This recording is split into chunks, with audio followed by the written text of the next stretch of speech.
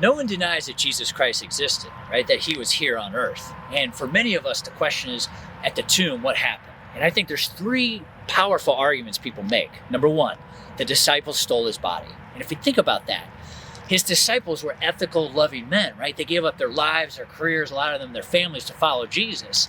And the idea that these ethical men would go in the tomb, steal his body, and hide it is hard to believe. It's not unfathomable, but it's very, very hard to believe. Argument number two, a thief, a local townsperson, a Jew, a Gentile, someone in that region went in, stole Jesus' body, they hid the body, and left his garments. But again, let's think about that. I'll give you this, a thief is not ethical, so that one's out the window. But what's a thief's motivation? Why would he or she go in and steal the body? What are they going to get? They're going to get his clothing, right? There's no gold in the tomb. There's no silver in the tomb. There's no valuables. There's no riches. So the whole idea that a thief would go in and steal the body and risk their lives, let's also talk about that. The tomb is guarded by a Roman soldier. And if you're caught by a Roman soldier stealing, right, the verdict is death. You get killed. So the idea that a thief would go in for garments or his body and risk his or her life is very unlikely. And argument number three, he has risen, right? He rose from the dead.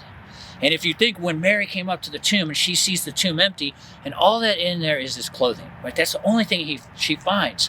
And then if we go even deeper in this third and final argument, Jesus appears to his disciples, right? He appears to all the disciples, and these disciples who are in hiding, who are worried for their lives, have this incredible transfiguration, right? They go out and start preaching the word in Egypt, Israel, Syria, Italy, Rome, right? All over the region, they start preaching Christianity.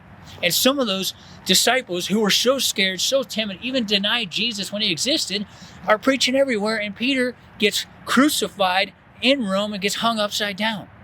So all of us this Easter season, I think, can ask ourselves those three arguments. Which one do we believe, right?